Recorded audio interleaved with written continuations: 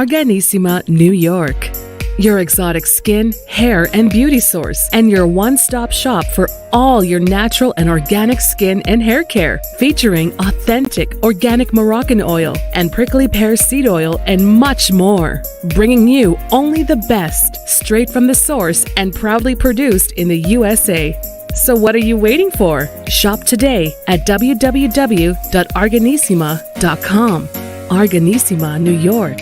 Your beauty is our duty.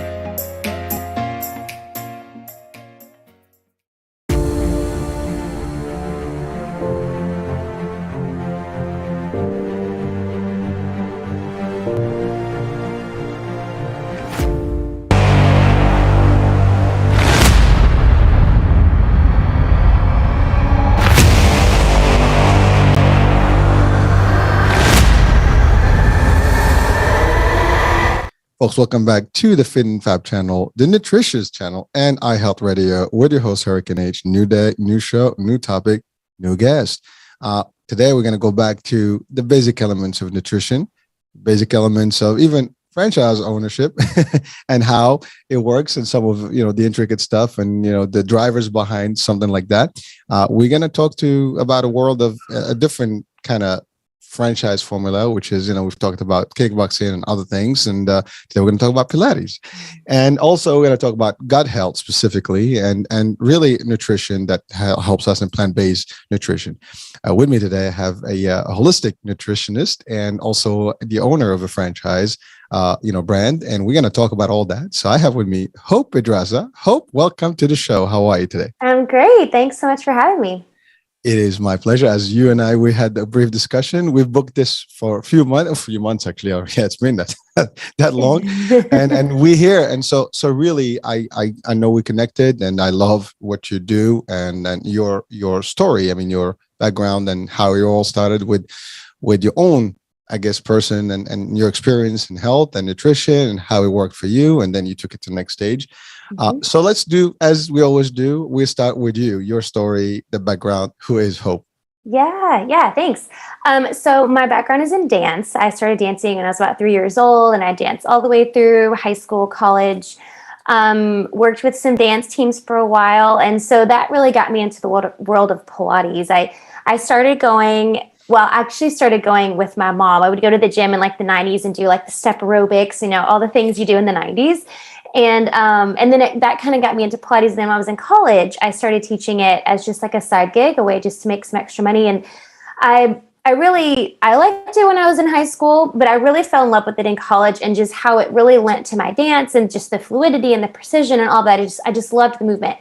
And then when I was in college, I also started working with Division I athletes. So I worked with college teams and boys and girls basketball, volleyball, and helped them with like kind of the strength and conditioning part, but with my Pilates, and was really able to see how it really affected just overall like mobility, agility, injury prevention, like talking to the coaches where they're like, yeah, I can totally see a difference in the guys and how they're running and their like agility and their drills and stuff. So I really just fell in love with just how it affects the whole body. And so I continued to teach and eventually just kind of fell into the opportunity to open my own studio. I actually bought a failing yoga studio. She was going to close down, and I'm like, the space is here. The opportunity presented itself, so see what I can do. So I bought it, and I rebranded, changed the name, and kind of turned it into my own Pilates-based fitness studio. And so we offer mat Pilates classes, but then we offer a wide range of signature classes that are all based on Pilates principles. So some higher intensity classes, some high impact, some low impact, kind of everything in between, just to give it's kind of just I wanted to bring all of the mind-body connection modalities into one space. You got the yoga, the Pilates, the HIIT classes, the cardio, dance, cardio. So all those things in one place. So it's just like this one-stop shop. And then kind of throughout my journey as a business owner, I kind of went into the realm of nutrition, seeing the ladies in my studio or listening to the ladies in my studio talk to each other about this diet and that diet. And I'm listening to them like, no, like, this is not the way you do it. Like, this is not right. And so I realized that, in order to really put this like wellness equation together that I wanted to provide my members with, I wanted them to have like this comprehensive experience. I had to provide that nutrition piece to them as well. Cause like, you can't have wellness without the exercise and the nutrition, like they go together. And so I dove into the world of nutrition coaching, and then just, as the years progressed, so especially over the past few years, I really dove into kind of getting some further degrees and certifications to really dive deep into what I'm offering my clients, and then building that as a separate entity. So I have an online business that I have as well for just like the functional nutrition piece.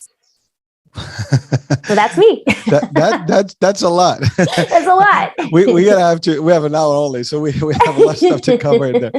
Well, actually, you've touched on quite a few things, and I'd like to at least have the opportunity to talk about most of these things, if not all of them, during this hour. Well, the first thing is congratulations on all the great work you've done, because I mean that's not easy, and just taking it to your owner, to being an owner, and taking, like, to your point, you took a yoga studio that was not doing good, you turned it into a franchise, and that's not easy. And so again, congrats to that. Thank you. That's always it's always beautiful to know when someone takes a business and puts their heart and money and a lot of hours, and ultimately get the results and take it to the next level. But you being proactive, innovative, and you added things to make it more attractive, and you built from there, right? Mm-hmm. So that's great. So you have the nutritious piece, the nutrition part, and that we're going to talk about the holistic, and the gut health specifically, and what you use and that. And then we're going to talk about your business just venture and how. But I want to go back to the story, like the original, like you started, dancing. And so you always were like very active, and dance is all about motion and it's really fitness at its core. Yeah. And you did that, and then you started doing it as a side gig, and it worked. And so I'm assuming that's not what you went to college for, but I did not. No, actually I didn't. So yeah, I mean, just because we kind of just skipped that part, but I figured that, you just started on the side, it worked out, and you took it to the next level with to your point, the athletics, the volleyball and basketball teams, and you just found your way. And by the way, that is most of people and then I rebranded that second year. So it's been 10 years since I bought the studio and had my own business. Yeah. Well, that's a decade, and that's a lot of time for a business. I mean, most of the businesses, they, you either make it in the first 2 years or you don't. And you did, then, glad to hear that. Thank you. And I think then you eventually franchised, right? Yes. So it was really kind of right before COVID. So COVID really kind of put a dent in my plans for that. I was gonna say that because gyms are I mean, I've experienced it too. I mean, in our world, I mean, this whole thing started. We also have a fitness program, and to your point, the gyms and all the fitness, wellness, all that stuff got almost well, I mean, that's one of the first businesses and the last ones to reopen. Yeah. It was rough. It was a rough time. It was rough, but you know what? You adjusted, you adapted, and you're here. Right. Most of us in this particular world of fitness and wellness, we went to virtual and training over the internet, and it works. We use technology. I mean, it's not the same touch, but we manage, right? And got the job done. Yeah, that's it. Well, I love it. I love to hear that. That's great. Well, what I wanted to talk about now, your experience as a business owner. That is a rough one. I mean, for people to listen, and they're listening right now, watching. I always want to almost extract some of the entrepreneurship type of things, or at least the success piece of it, and just to inspire people, because sometimes people are like, always, one of the things that most people have is fear of failure, and get into a business is usually scary. Yeah. And a lot of people don't want to do that. Yep. And I always say that, it is not easy. It's got to require a lot. And besides the investment, and there's always a potential failure, whatever, but you put in, the time, the effort, and it should work out. But you did it. So just your experience, how hard was it? I mean, for someone right now listening, like, I mean, it's very easy when you see someone 10 years later, but everybody does not think about where you were and how it started, and they just see the success today. Yeah, they don't see the journey. They don't see all the things that happen behind the scenes, and it's been rough. And I think especially the last couple of years, last couple of years have been really rough. Like, they've been, we had plenty of those moments where it's like, okay, is this it? Like, is this the end? Like, do we keep going? I had plenty of those moments.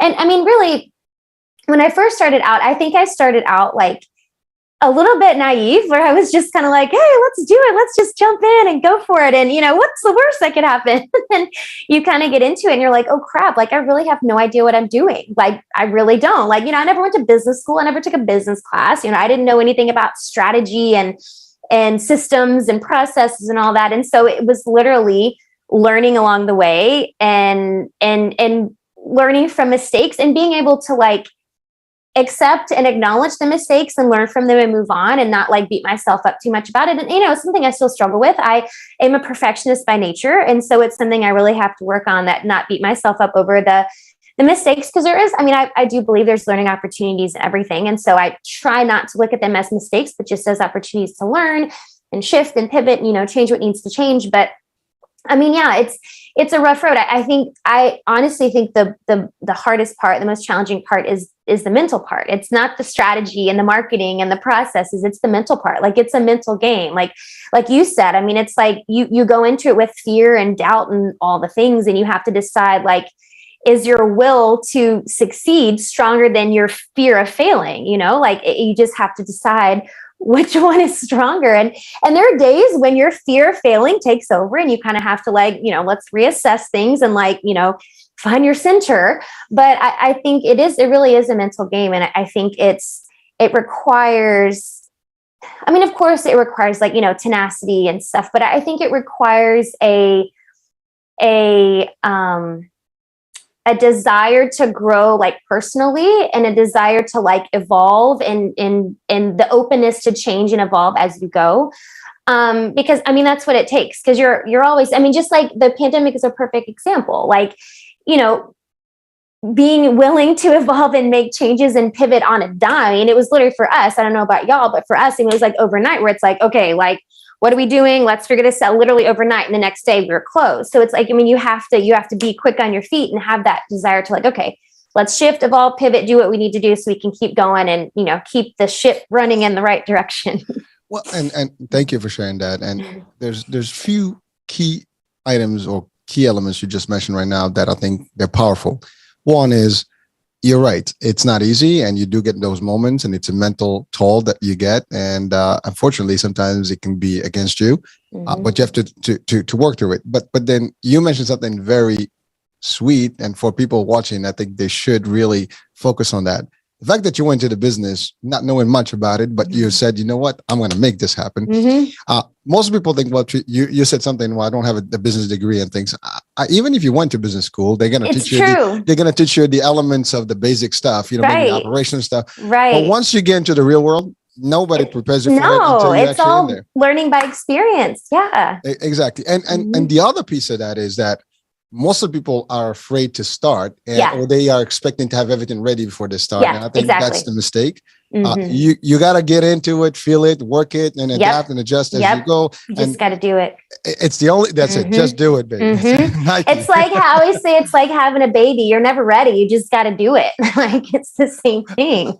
Well, you're right. And by the way, for both male and female, that's right. You have a baby, you don't know what to do with them until they're there, and then you have to figure it out. You figure it out. So, but you're right. I think that is a powerful message for our audiences. Although this is not a business show, but I think it is in a way, because you have actually a successful one and you've turned into a franchise, and most people are afraid of getting to any type of business. And you're right, any business goes up and down. And the other thing is, failure is a feeling that you feel, that you think that you have, and it only I guess materializes or really becomes when you stop, when you give up. It's a choice. I really do. It's a choice. Yeah.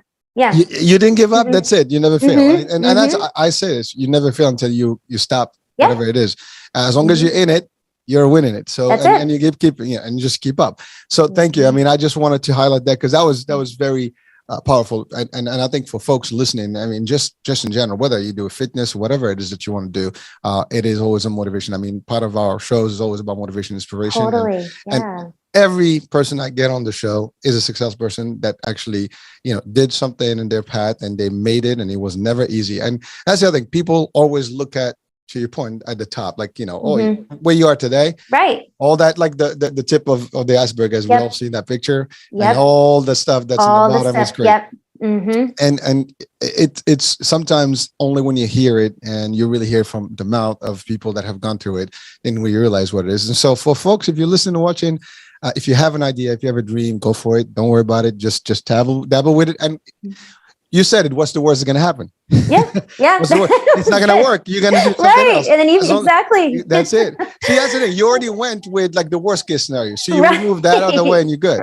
It's it. People are afraid of that worst case scenario. Yep. That's where they're like, oh, well, they start thinking about everything that can go wrong versus everything that can go right. Yep. And that's where the mistake happens. Don't make that mistake, folks. Just go into the right path. Make it work. If it doesn't work, something else will come out of it. That's right. That's right. So thank you for that. Now let's talk about the concept of Pilates. I mean, you did aerobics. You said you grew up with that. So why Pilates and not anything else? I mean, there's so many formulas out there. There is. Yeah. I mean, I really think it was just my dance background. It just lent that way because Pilates wasn't created for dancers, but that's kind of how it developed into what it is today. Not to get like too historical, but like when Joseph Pilates is the man who developed Pilates, which is originally called Contrology, his first studio in New York City was next to the New York City Ballet. It's next to the ballet studio. And so his first like real students were ballerinas. They were ballet dancers. And so that's kind of how it kind of just lent itself into the dance world. The ballerinas would come in and when they were, hurt or injured or, had strained this, that, or whatever, and it kept them in shape, it kept them strong for ballet. So I think it just kind of naturally lent that way because there's so much in it that lends well to dancing. Because it is, just like dancing, where dance is like, part fitness, part artistry. And I think Pilates is the same way. It's part fitness, part artistry, because there's precision and it's such precise movements. There's a flow and a fluidity to the class. And so it does really lend well to dance. So I think I was just kind of naturally drawn that way.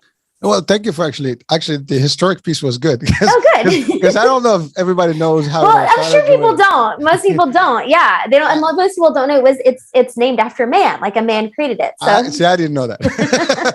There you go. You said I was like, oh, yeah. It came out so quick and it became a trend for and that was it. So everybody Pilates was the new thing, and you see in the movies, see this and that, and that's about it. And no one, I really didn't take the time to actually kind of see the source of it, how it all started. But thank you for sharing that. You're welcome. Well, and it's interesting too. I think it's important piece. I really think it's important piece to know because Joe Pilates, who created it, he actually created it for wounded soldiers in the war. So it wasn't even, people think it's like a woman's workout or it's like a sissy workout, but it wasn't even made for women. He used it for wounded soldiers in the war and then brought it over to the United States. So it really is for everybody.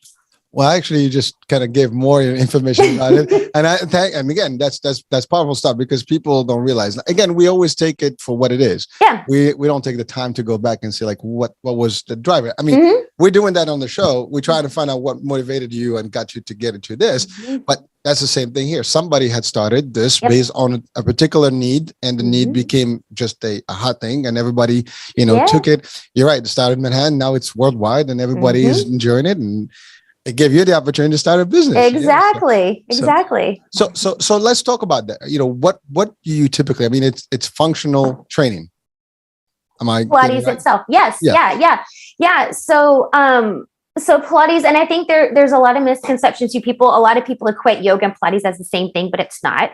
Pilates, the focus on the core. It was originally called Contrology because it's all about slow, controlled motion. So it's about like stabling one part of the body while another part of the body moves, stabilizing from the core, using your whole core. And so again, many people, which I'm sure your listeners do because they're very health-minded people, but a lot of people like the general public don't necessarily know that your core isn't just your abs. A lot of people think your core is just your abs, but your core is really from your shoulders down to your hips. So the main focus of Pilates is the core and moving everything from the core. So it's very precise movements and it's building, strength, endurance, stability, balance, all of those things built into each session class. Thank you for clarifying that. Actually, to be honest with you, that's perfect because we want to bring what the concept does and how does it work. Yeah. Now, once someone joins, the Pilates formula, right, and they're part of it, ultimately it's a little bit of everything. So they strengthen their body, they work. I'm assuming there's some cardio work in there as well, and then the whole nine, right? And then there's some stretching and basically the whole body's working, and you gotta, because there's no good workout if you don't do all these things. The whole body, right, right. So you do want to have stretch, you warm up, you do some cardio, you do some muscle training and all that, and definitely the core is the key here. And now when you do this, I mean, is there a motivation of, let's say, because a lot of people go into the fitness to to lose weight, right? So weight loss is a big deal, right? Maybe toning. Is there any functionality to that effect, or is it really just to get you agile? Yeah, I mean, I think it's both. I mean, I think it depends on the person too, and that's really why one of the reasons why I created my studio in the way I did, because I wanted to be able to offer all of that. Now, somebody doing just Pilates, I mean, yeah, with the right diet changes, sure, you can lose weight, but I mean, it's not a high intensity class, so you're not getting a whole lot of like intense cardiovascular work. Which is why in my studio, I wanted to add some higher intensity classes to kind of balance that out. So you have the higher intensity work, and then you have like the sculpting and the toning and the strength work. So yeah, I mean, people can lose weight, but I wouldn't really say it's like it is a workout to lose weight. Now, people get stronger, they get more defined, they get more tone, they build, bone density, all the really important things that you need as you age.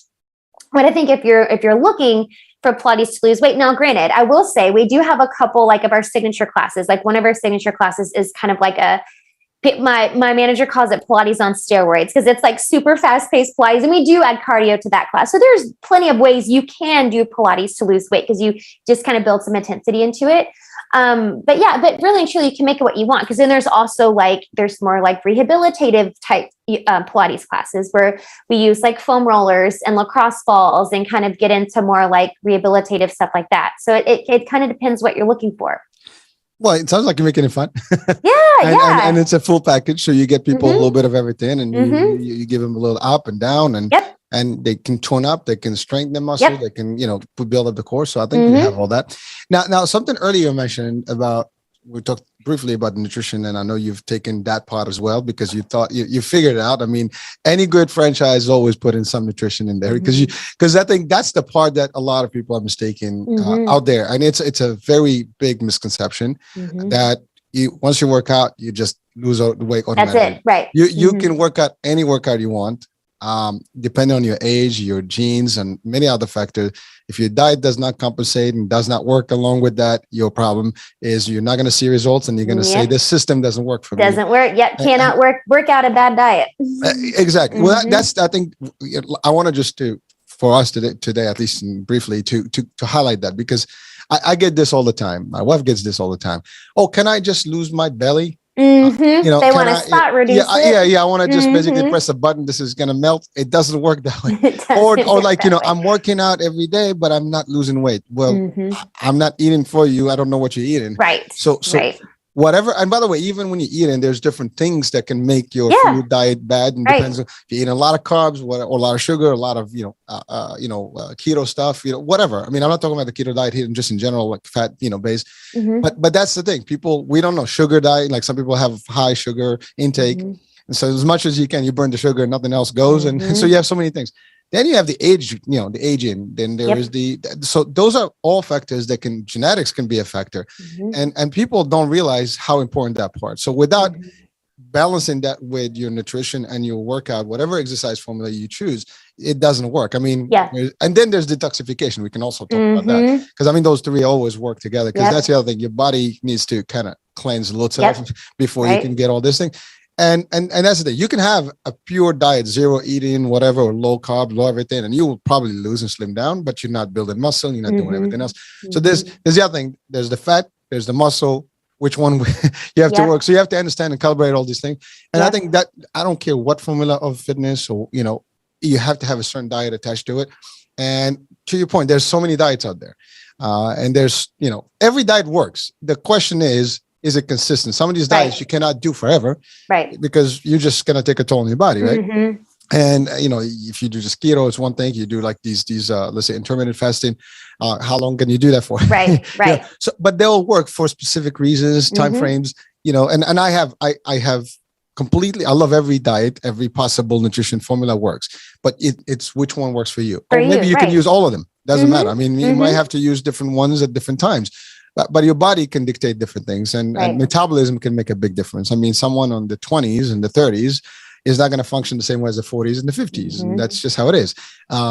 Your body mass, your height, everything can determine a lot of these things. And that's the other thing. So you determine that based on your clients and what you hear, listen, and you hear. And by the way, that's important. That's a great point for someone that owns a business to hear and listen to what the customers want and the clients. I mean, that's another part of business, modality here. And just to give a tip, if you own a business, you need to hear what the people want. And also you have to always be, looking out to see what you can do to improve for your customer base, your clients. Right. And you did that. I mean, terrifically. And so again, congrats on that too, because some people miss that part. It's not about just signing up more people. It's about making sure that people come back and stay. And that's retention of membership is key for businesses like, fitness and most of the business, actually. You want your customers to come back and be happy, right? Yeah. But you did. So you figured the nutrition part. So what was your next step? What did you do? You became a nutritionist at that point, or? Yeah. Well, I started out just doing like a basic nutrition coaching course. It's just like this one I found online. So I became a certified nutrition coach. And then, I kind of started just from there and just, basic and nothing crazy. Like we had some programs at the studio, to help women just kind of, and I try to, and I have my studio set up where it's, when you look at our website and you look at our, Instagram, whatever, we don't have like before and after pictures. We don't have typically talk about how much weight people lose. Like it's not really about the physical changes. And lots of people have really, crazy physical changes, but that's not for me. It's all about like moving for the joy of movement, and it's moving to feel well and to feel, vitality, that kind of thing. So when I first started out, my nutrition programs were, we have challenges every now and then. Like we do like a 28-day challenge, and there's like a meal plan and all that. So we kind of started just basic stuff like that. And then some years later, I decided I wanted to get my degree in holistic nutrition. So it was a 2-year program that I did to become a holistic nutritionist. And so that was when I really dove deep, because I really love learning. That's me. I just really love to learn. I just feel like I can't ever learn enough. And so that was part of it, whereas I wanted to learn it for myself, but then I also wanted to offer just kind of an elevated level of support for people. And then from there, I went in to get this kind of more advanced certification as a functional diagnostic nutrition practitioner. And that's where I can really dive deep into helping.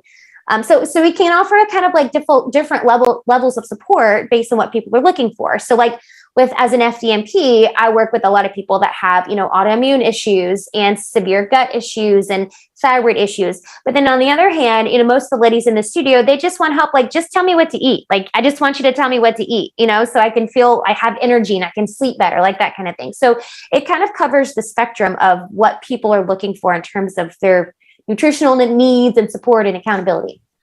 Hope you said FDNP. Just what does it stand for? Yes, functional diagnostic nutrition practitioner. All right, thank you. It's a mouthful. Yeah, I was like FDNP. We're in New York, so we have FDNY. Yeah, no, not that.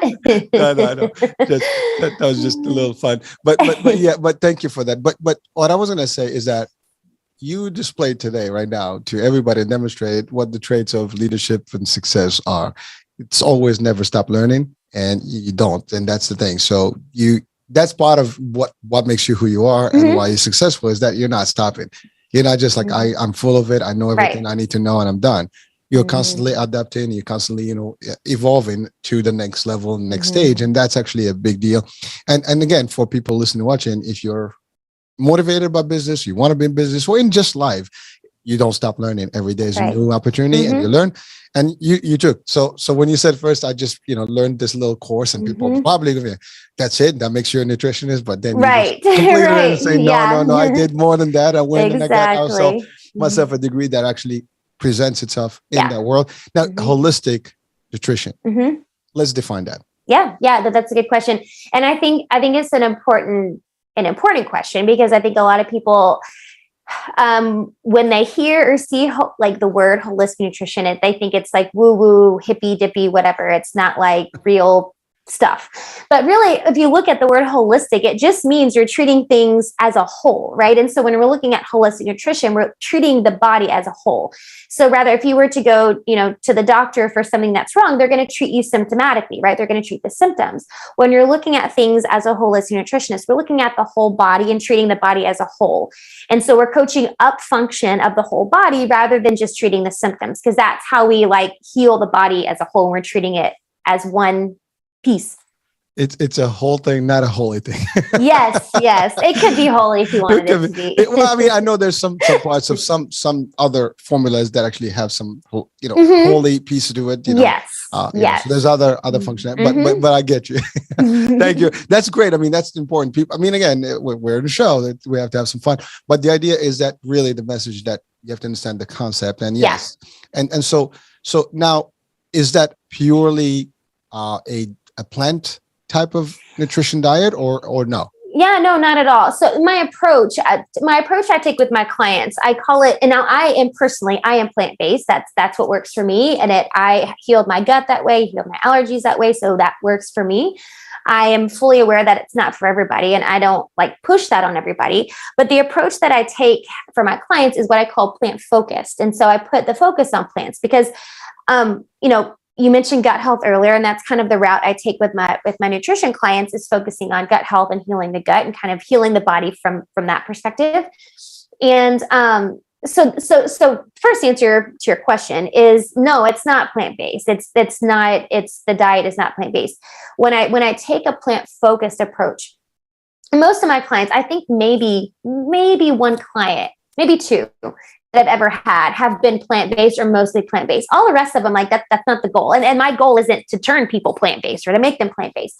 It's really just shifting how they're looking at their plate and how they're looking at their meals to put the focus on plants, because that's where we get the fiber and the vitamins and the minerals and the antioxidants. And we build a healthy gut microbiome. We help build a healthy gut with the good stuff that's in plants. So whether your diet includes meat or not it's not an issue. It's just, can we put the focus on plants and just kind of be more plant forward with, how we eat?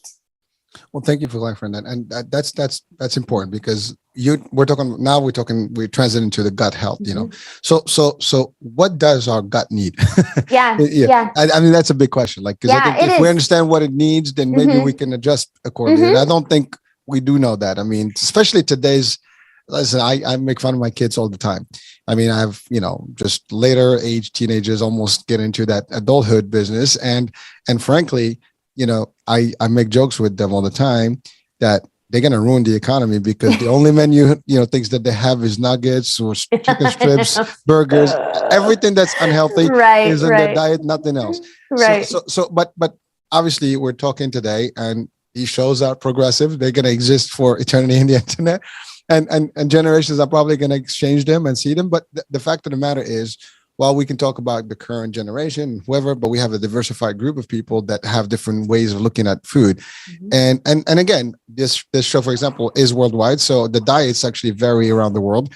The food habits and even the kitchen, type of cuisines and things like that they have are different. So the diet programs may vary, but the fact of the matter, gut health is the same. I mean, we're humans, and our gut needs the same thing no matter where we stand on earth. So what is the basic need of a human gut, to be healthy and give us what we need? Yeah, that's a good question. So I think the first, to answer that, the important thing to know is what your gut microbiome is. So your gut microbiome is all of the bacteria and the enzymes and the yeast and the fungi, all the things that are in your gut. It's in your stomach, your intestines, your colon. It's all of those parts. And we need a healthy gut microbiome to have a healthy body. So 80% of your immune system lives in the gut, which means if we're not taking care of our gut, your immune system is going to suffer as well. And so when we're building a healthy gut microbiome, we're looking at a healthy balance of good and bad bacteria. We're looking at a healthy gut lining. So the mucosal barrier, the lining of your gut, a healthy gut lining. And when we're looking at that, this is kind of, I mentioned before, why I really put the focus on plants and having a plant forward diet, because getting a little sciencey for your listeners here. When plants break down in the body, they break down as short chain fatty acids. And those short chain fatty acids, this is like the magic of plants. This is what helps build a healthy gut lining. It's what helps feed the good bacteria in your gut. It's what helps feed a healthy gut microbiome. And so that's why I'm all about the plants, because this is what helps build a healthy gut.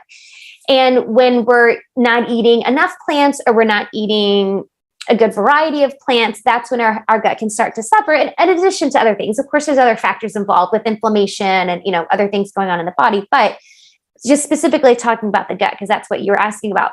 Mm-hmm.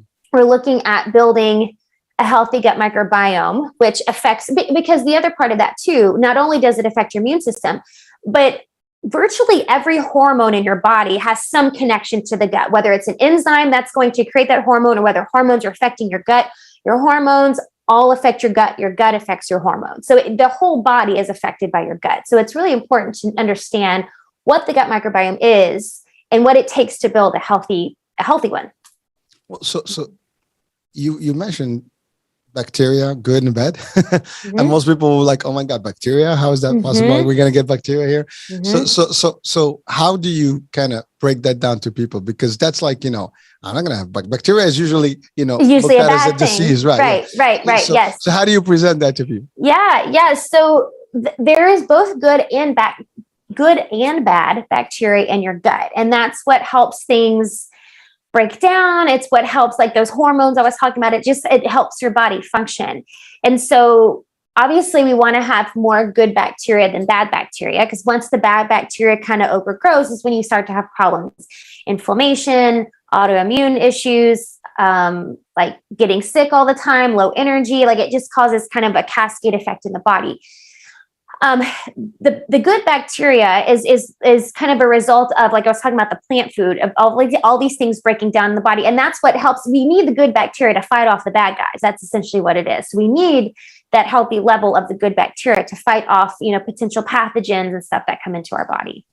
So thank you. And now you put together a system of nutrition, or like some sort of a regimen, right? Mm-hmm. That people would be on depending on their needs. Mm-hmm. And it is mainly plant-based. So now that's vegetables, I'm assuming, fruits. And mm-hmm. is there any specific list that you kind of like the key ones that you want to have, that you must have?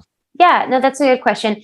I mean, really, I do give, I give some recommendations and stuff, but it's, a plant, when we're talking plant-based foods, we're talking fruits and vegetables and nuts and seeds and legumes, like all of those are plant-based foods. And there's not like, there's some, that I recommend, because there's, people always want to know, like, which ones have the most protein, like that kind of thing, which ones have the most fiber. And so there are some recommendations there, but really, I really just like for people to get a good variety. There's studies have been done that show that people who eat 30 different types of plants or more per week have a healthier gut microbiome than those who eat less than 30. So 30 apparently is the magic number. But the key in that really is just variety. It's the variety. The variety is what feeds all of the different, there's billions and billions of different bacteria in your gut. And when you eat a wide variety of plant-based foods, you're able to feed all of those healthy. So you have a good wide variety of bacteria in your gut from that wide variety of plant-based foods. So it's really just eating all the different kinds. Eating seasonally is always great. If you can go to, a farmer's market or shop, local food that's in your grocery store is always ideal, because it's just going to be more nutrient dense, and it's going to be, the nutrients going to be more readily available than those that have been imported in. But just getting a good variety of fruits and veggies and nuts and seeds and legumes really is the key. So you mentioned proteins. Mm-hmm. Now we all know that muscle requires some of that, and ultimately, if you're not going to be having some sort of a meat, component in there, or even if it's smaller percentage and more of the plant, nature, then you need to compensate for proteins. Mm-hmm. Otherwise you can work out, but you're going to lose mass, right, and your muscles are not going to be there. Mm-hmm. So what kind of plant proteins would you recommend in that mix of diet? Yeah, that's a good question too. And that's really the main thing people want to know, because they're like, well, I don't want to lose muscle, because most of us know we lose muscle mass. It's going to affect our metabolism. And then, so the first one I always like to recommend is lentils. Lentils are a great source of iron. They're Probably that lentils and mung beans are close first in terms of like protein count and fiber. And that's the thing too. I think people kind of get like, oh, well, these plant-based foods that have so many carbs, but they do have carbs, but they also have a ton of fiber. And so that affects how your body is breaking those carbs down. So it's not like this, total blood sugar rush. Like if you were eating a Snickers bar, it's not the same carbs, right? So you get the fiber that kind of slows things down and kind of helps that blood sugar, that insulin response. But lentils are great. Lentils and mung beans are really great sources of protein, iron, fiber, like all the good things. Hemp seeds are a really great source of protein. Now, hemp seeds are higher in fat, so just keep that in mind. Hemp seeds are a great source of protein and a really good like bioavailable source of protein. They've got omega-3s, omega-6. They've got a lot of good vitamins and minerals in them. And legumes in general are going to have, good protein. Tempeh is a really good source. So for those who, I know some people, can't eat soy if there's like a intolerance or something, but for those who can, tempeh is really good. And tempeh is basically just like fermented soybeans that have been like pressed together. Not a whole lot of flavor. So it just requires you to season it a lot, but it's a really good source of protein. We eat a lot of that at my house. Kind of like tofu. If you've ever had tofu, it's like, there's not a lot of flavor going on. So you have to, put some sauce on it or saute it or season it or whatever. Tofu is another good source of protein. But I think if, sticking to a good variety of different legumes and some grains like quinoa is not a super great source of protein, but it does have more protein and fiber than other like whole grains like rice or something like that. But sticking to a good variety of seeds and legumes, that's going to be where you really find your protein. And then finding a good quality plant-based protein powder. I always recommend that to my clients. And one that, there's things that you really have to think about when you're choosing a protein powder, in my opinion. I always recommend a plant-based protein powder, whether people are plant-based or not. I think they're more tolerable for people. A lot of people have issues with the whey protein. It doesn't always digest very well. But when you're looking at a protein powder, even if you're getting one that's not plant-based, you really have to be careful. And there's been some articles, I think more recently, this is kind of coming to light, but there's been some articles about like toxicity of heavy metals in protein powder. So that's the other thing too, is to find a protein powder that, and there's some companies that they use third-party tests to like test for heavy metals, because if you're not being mindful of that, you are putting more toxins in your body if they are high in heavy metals. So that's the other thing too, is finding a good plant-based source of protein. And I like a good mix, a mix of like pea protein and hemp protein and sunflower seed protein, a good blend of a plant-based protein, because it's going to have all the amino acids that you need that people think you're going to miss if you eat plant-based, but you're really not. You just have to eat a good variety of foods. And then just being mindful of the brand that you're buying, that you look into how they test for heavy metals. That's a lot. It's a lot. And by the way, thank you for being technical. So we want to educate people about all the different things. So one thing that came to mind as you're talking about the gut health and the actual like the enzymes and all the stuff.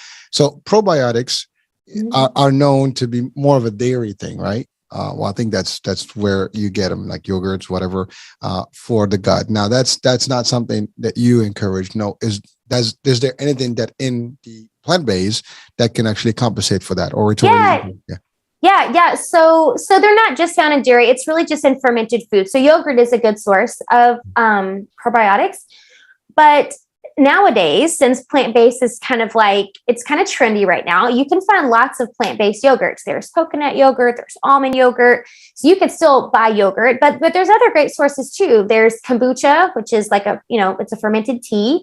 There's tempeh, actually, that I just talked about, the fermented soybeans that are kind of pressed together. Those are a good source of probiotics. It's fermented. Sauerkraut, kimchi, anything fermented like that. You can make homemade pickles. All of the foods that are fermented like that are really good source of probiotics. So you just kind of like, took that whole picture of my mind right now. So I just put that in terms of either pills or yogurts and stuff. That's it. Yeah. But a lot of people think that. Yeah, right. A lot of people think that. So you kind of like give me a whole different list that I never looked into it. I mean, I enjoy a little bit of all, so actually I mix up my diet, but certainly I didn't realize that was there's some substitution in the world of, and so now the concept of nutrition can vary also in terms of age. even gender. I mean, what works for a man may not work for a woman. Right. There's a diet, age groups, also pregnant versus not pregnant. There's different the menses, whatever. There's so many things that can affect your metabolism at any given time. Is there anything that you do to kind of tailor the diet officially to one or the other versus or age group? Yeah. I mean, really and truly, there's, unless it's like, a challenge or something we're doing at my studio, all of what I do is tailored to, unless it's like, in a group setting, it's all tailored to the person because everybody is different. Mm-hmm. Even if we're not talking about age or gender or whatever, everybody's going to be different. But when we are talking about age and gender, because the biggest difference is really how our hormones affect the body. Obviously, men and women have very different hormones. Mm-hmm. We have different hormone cycles. Women, if they're, premenopausal, are on a 28-day cycle. Men are in a 24-hour cycle. So you have to keep that in mind when we're looking at different diets and stuff. And you were mentioning before some like keto diet, intermittent fasting, all of those. I think the other important thing for your listeners to know is that those diets and a lot of the fad diets that we see out there, they weren't made for women. Like women's bodies are completely different. In fact, all of the studies done on intermittent fasting are done on men. So all of the findings that are coming out about, how great intermittent fasting, they've been all been done on men. They're not on women. They're not based on women's bodies. And so because women's hormones fluctuate, we're on the 28-day cycle, it's going to totally affect our bodies differently.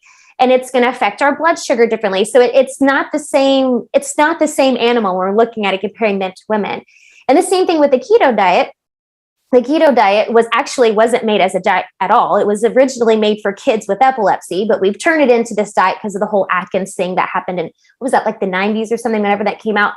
But it kind of turned into this diet fad. And again, most of the studies of the keto diet are also done on men. So I think it's an important thing to understand that men and women we're not meant to have the same diet, bottom line. Well, it's funny because you said that. I'm laughing. You're probably looking at me like, what? But, because this is like all news to me, and I think everybody's going to be like, really? Because when you hear about things, you think it's all dedicated to women. Yeah. And it's funny. I never knew that it was all. Most people don't. All the testing is done on men. Yeah. And that's the other thing. Like if you use it that way, it's never going to be the same because you have to adjust, accordingly. Yeah, right. But that's not something that I think the common, person right now would have known. Right. Believe me, I'm involved in this, but that's not something I've known. I mean, like I said, I love the shows because every day I learn something new. You learn, that's right. But it's awesome because, it gets us closer to this. I mean, to understand how the dynamics and you're right. I mean, people are going to be like, I think even women will be probably shocked today. Like, oh, really? Totally. It's amazing. So now your program, right?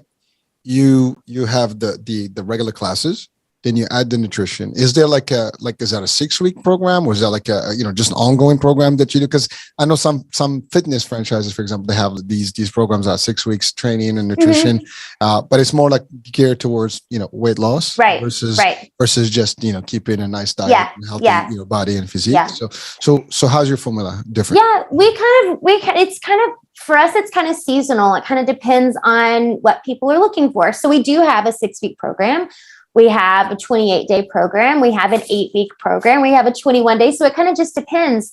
So some parts of the year, especially kind of at like that really exciting, early part of the year when everybody's like, yay for New Year's resolution. Yes. Yeah. The 6-week program is always a hit because people are like ready. They're ready to like reset their bodies, all of that. And for us, really, I mean, people lose weight and stuff on the programs, but for us, it's more about like giving people a reset. Like, let's refocus on what we're eating. Let's refocus on being mindful about what we're eating. Let's refocus on like moving our bodies consistently. So it's more of like a reset than like, hey, let's lose, 20 pounds or whatever. Not to say people haven't, because I have, and we've had women lose a lot of weight on these, but it's more of just kind of like resetting the body and kind of recalibrating to like that. Let's get back into that mindful piece of like eating and exercise kind of thing. But overall, the program is just basically you're a member, you come in, you enjoy your workouts and everything. And how often is that like you have to have a certain amount of days a week, or you can just come in whenever you want? We have a lot of different options. So it's all based on I am a big proponent of just giving people what they want. And so some people want to come in twice a week to work out. Some people want to come in every day. Some want to come in 3 times a week. So we have a ton of different membership options just based on what people, because some people come in and they are diehard. inBalance is the name of my studio. They're diehard inBalance members. They just want to work out at inBalance all day, every day. We have some people who use our studio as a kind of like cross training for something else. Like they might do like CrossFit, or they might do like Orange Theory, which can be hard on the body, but they wanted to come in and do like yoga and Pilates to kind of balance it out. So I just, I give people what they want. I love it. So now let's talk business. Let's talk, the franchise itself. This is something that's already out there. People actually have the franchise. And are you only in Texas, or are you? Right now I am. I mean, I have lots of plans, but again, COVID really kind of threw a dent in things. So I have, right now my locations are just in San Antonio, but I have lots of plans to expand and grow wherever the wind takes us. Well, again, as a franchise, people can buy into it. Is that what it is? Mm-hmm. So would you, care sharing a little bit about, what that looks like for someone if they wanted to become, I guess, a franchisee? Yeah. So we set up like traditional franchise. So you have like the initial franchise fee, the investment, and then you have the investment in, what the build out situation looks like for your studio. We give all, the marketing materials. You get ongoing support with marketing, with strategy, with sales, with communication, with, graphics for social media accounts, social media marketing. So you get, it's a business in a box. That's why you buy a franchise, right? You get the support, you get the business in a box. We're giving you everything. We're giving you the name and the training and the branding and all of that. And how's the geo markups? Meaning, because I know in most of franchises they have territories and you have a certain amount of, Yeah. Is that something that you have already set? We have it. It's pretty, the stipulations are pretty broad right now, just because, we're still small and there's only a couple locations, but yeah, that'll definitely be something we look at in the future to kind of, what that looks like. But yeah, right now we're just kind of, build it as we go, because we're still small. Well, again, listen, you're in San Antonio. Next thing, you're all over the state. And that's right. And by the way, you might even start with other states before you can even expand on Texas. Totally. Now, Texas is a pretty big state, so there's a lot of. That's true. But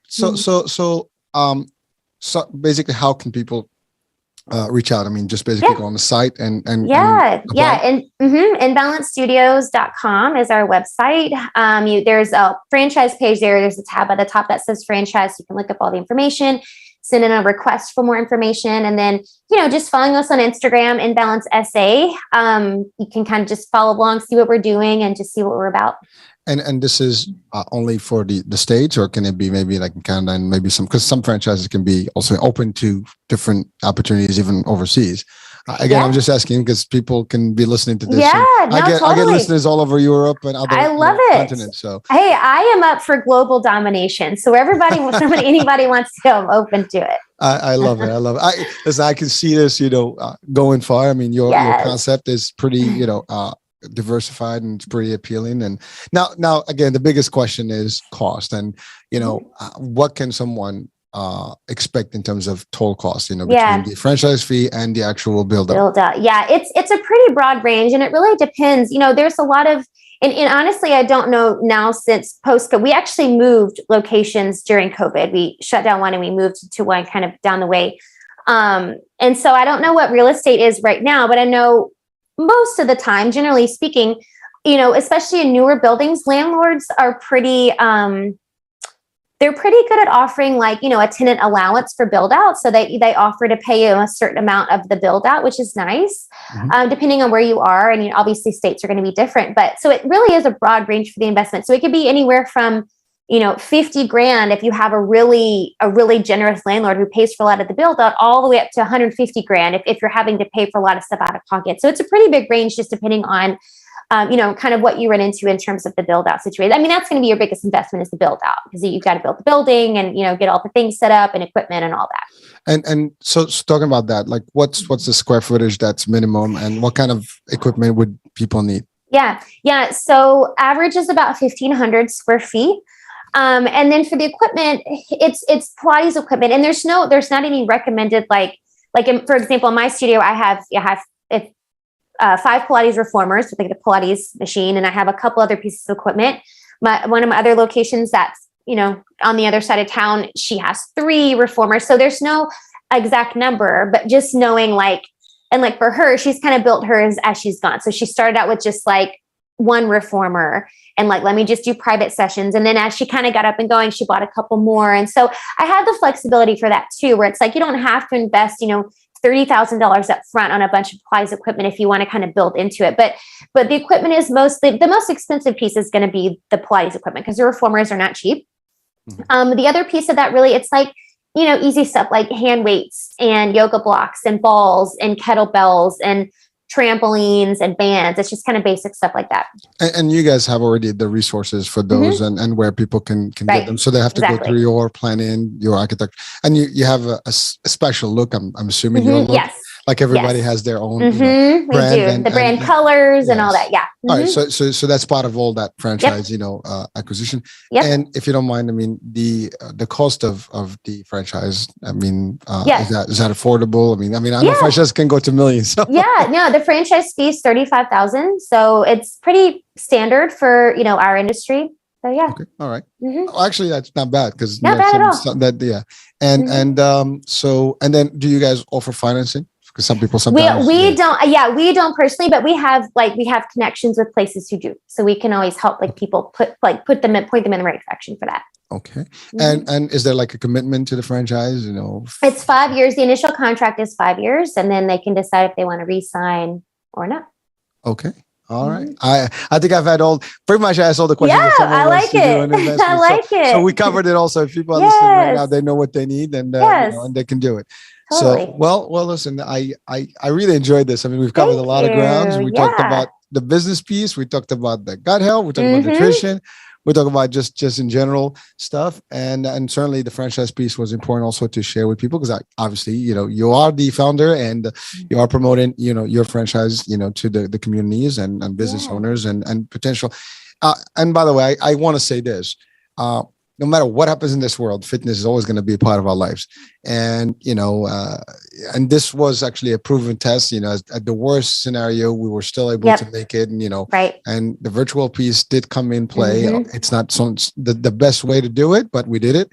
And, I think we're past that stage right now. And that's it. I don't think anything else can be worse than what we have. I totally agree. I say that all the time. If we can make it through a global pandemic, we can do anything. That's it. I think that's it.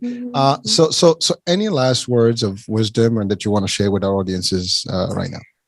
Oh man. I think my parting words I always